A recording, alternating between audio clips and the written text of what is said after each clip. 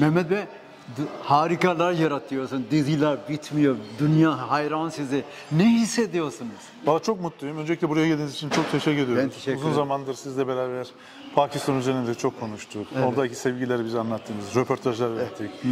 Valla çok mutluyum. Bir kere marifet iltifata tabidir. İşimizin bu kadar beğenilmesi, sevilmesi bizi çok mutlu etti. Biz bir hikaye anlattık. Osmanlı Devleti'nin kuruluş hikayesiydi. Evet. Bu hikaye bugün milyonlarca insanın kalbinde, gönlünde yer buldu. Ama en çok da Pakistan'da. Evet, zaten de biz bu kadar evet, Pakistan'da kalbimizde taht kuran bir ülke. Kardeş ülkemiz. Pakistanlılar da ziyarete açıldıktan sonra ilk günden itibaren bizi hiç yalnız bırakmadılar. Geliyorlar, ziyarete geliyorlar. Burası Avrupa'nın en büyük platosu. Evet. İslam dünyası için çok önemli. Doğru.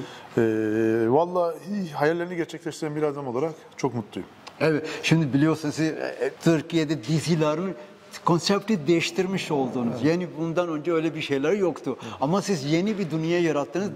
Dizileri insanlar kendini bir türlü onu doyamıyorlar. O duygu nasıl bir duygu? Yani bu duygu çok mutlu duygu ama işinizi aşkla yaparsanız, samimiyetle yaparsanız bu başarıyı da elde ediyorsunuz.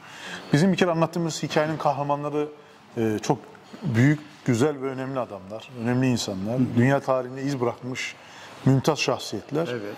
Biz bu hikayeyi iyi anlatabilmeyi becerdik ve bu da dünyanın her yerinde ilgiyle, sevgiyle izlendi ve 10 yıldır hayalini kuruyordum. Gergef gergef işledik, bu pilotoyu yaptık. Bu pilotoya gelen ziyaretçiler hem dizide izledikleri hikaye kahramanlarının dünyasına ortak olacaklar. Hikayenin geçtiği mekanları görsün, karakterlerle tanış olsunlar.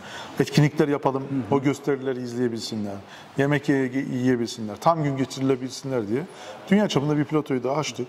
Çok mutluyuz. Aslında 2-3 yıl evvel yapacaktık. Evet, doğru. Ama pandemi olunca gecikti. Bu yıla nasip oldu. Biz de şimdi bu pilotumuzla bütün dünyayı ağırlamak istiyoruz. Ne harika bir şey. Evet. Mehmet Bey, Pakistan'ı çok seviliyorsunuz. Evet. Herhalde Pakistan'da ben şahidim çünkü evet. Ben iş içindeyim. Evet. Pakistan hükümet, Pakistan halkı sizi bekliyor. Diyor ki yıllar oldu Mehmet Bey Pakistan'a gelecek. Ama bir türlü gelmedi Mehmet Bey. Orada sizi bir gidersiniz, bir bakarsınız herhalde size halk nasıl karşılayacak şaşırırsınız. İnşallah bir organize edelim beraber. Böyle Eylül, Ekim, Kasım, Aralık, Ocak hangi ay müsaitse beraber gidelim. Ben de çok özledim. Çok davet ettiler. Ben de çok görmek ve gitmek istiyorum. Cumhurbaşkanı, Başbakan. Sayın Cumhurbaşkanlarımız, evet. Başbakanlarımız davet etti. İnşallah bir organize edelim Furkan abi. Beraber ziyaret edelim. Orada üniversiteleri gezmek istiyorum. Tamam, çok güzel. İnsanlarla buluşmak ve hikayeyi anlatmak istiyorum. Bunu istiyorsan bu kışın gidelim.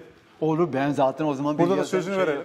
हाँ बाकी ख़वातीन हज़रत आपको ये बता दूँ मोहम्मद बोसदा साहब कह रहे हैं कि मैं पाकिस्तान आना चाहता हूँ और पाकिस्तान हुकूमत की तरफ से पाकिस्तान की आवाम की तरफ से जैसे ही मुझे मौका मिलेगा मैं इस सर्दियों में जो है पाकिस्तान आना चाहता हूँ.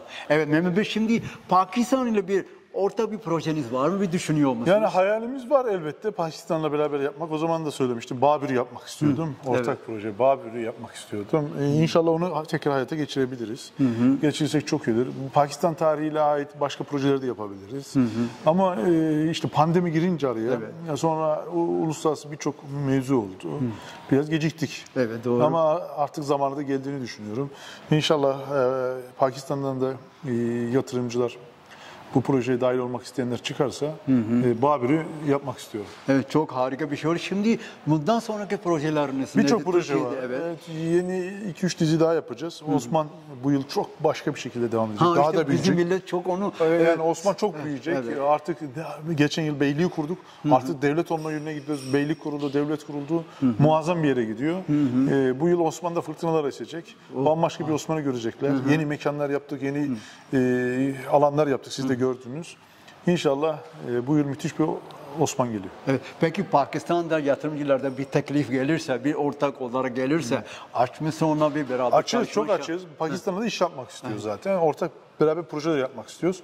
Kardeşliği artık hayata dökmek gerektiğini düşünüyorum. Sanatta da birçok projelere imza atabiliriz Pakistanlı yatırımcılarla beraber. Peki o zaman bizim seyircimize söz vermişsiniz. Bu seneye artık mutlaka Pakistan'a gidiyoruz. Söz veriyoruz. Allah nasip ederse bu yıl kışın geleceğiz Pakistan'a. Tamam. Çok teşekkür ederim. Ben teşekkür ederim abi. Seni çok seviyoruz. Sağ ol. Çok teşekkür ederim. Kendinize iyi bakın. Pakistan'a selam. Çok teşekkürler. Selam Pakistan'a.